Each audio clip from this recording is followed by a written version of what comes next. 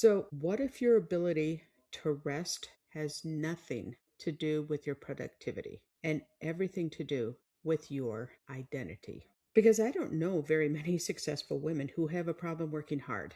I don't. We work hard, many times harder than our male counterparts to get to where we're at, especially for my friends and women of color. What I do see are brilliant women who have forgotten how to stop, even when they're exhausted, even when they know better, and even when their body is begging them to slow down.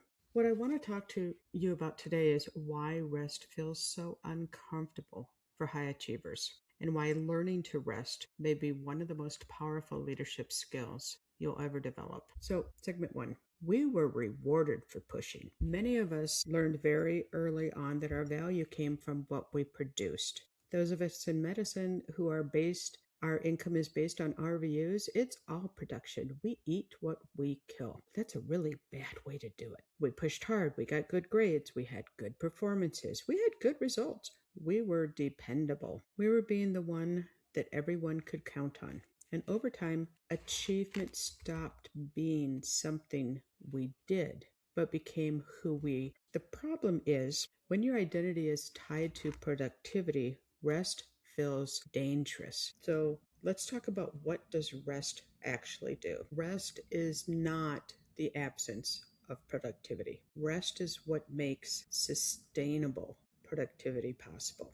Rest improves creativity, rest improves decision making, and it improves emotional regulation. With the TBI, it was really hard with the emotional swings, with my brain rewiring, my brain desperately trying to rewire. And I learned sometimes I just needed a nap. Sometimes it was a short nap. Sometimes it was a long nap.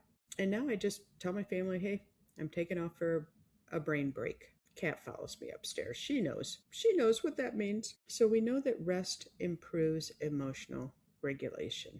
And those of you who have family members who are neurodivergent know that.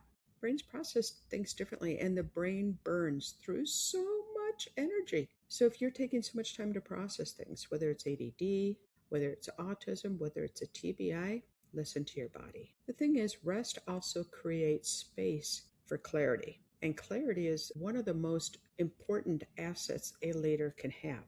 And the women that I coach, some men, really don't need more unrelenting hustle.